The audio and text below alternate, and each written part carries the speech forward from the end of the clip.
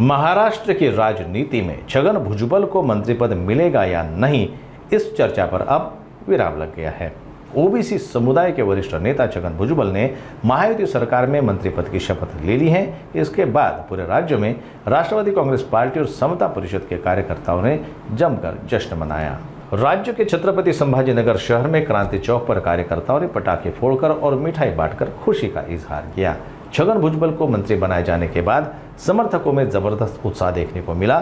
समता परिषद के जिला अध्यक्ष मनोज घोड़के ने कहा कि महायुति सरकार को ओबीसी समाज ने वोट देकर सत्ता में लाया है और छगन भुजबल को मंत्री बनाए जाने से समाज को न्याय मिल रहा है।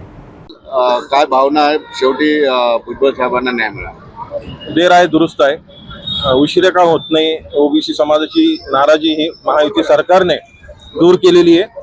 महायुती सरकार हे ओबीसींच्या मतावरच निवडून आले हे आपल्या सर्वांना माहिती आहे। आदरणीय छगनरावजी भुजबळ साहेबांनी अनेक सभेच्या माध्यमातून ओबीसी समाजाला आवाहन केलं होतं की महायुतीला मतदान करायचंय। त्याच्यामुळे सत्ता आली होती आणि अनपेक्षित असं ओबीसी नेत्यालाच तुम्ही बाजूला ठेवलं, त्यामुळे हा संपूर्ण ओबीसी समाज नाराज होता। ठीक आहे, उशिरा का होत नाही, त्यांना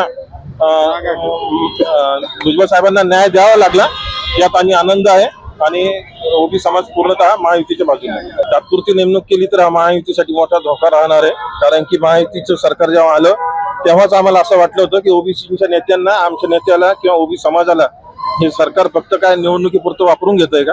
आणि आता जर तसा प्रयत्न करत असाल तर परत निवडणुका काही फक्त 5 वर्षांनी होत नाही, मध्ये पण निवडणुका असतात, वेगवेगळ्या घडामोडी होत असतात। प्रत्येक वेळेस निवडणुकीमध्ये ओबीसी समाजाची गरज पडणार। फुलेला साहेब माळी समाजाचे एक मोठे नेते आहेत, त्यांच्यामुळेच आमचं ओबीसीचं काम होत आलेले आहेत आणि यांच्यावर हे राजे होतेच, आधीपासून राजे आहे, राजे राहणार। आणि साहेबांवर जो अजितदादांनी विश्वास दाखवला, हे साहेब आणखीन सुद्धा चांगल्या पद्धतीने सिद्ध करून दाखवतील।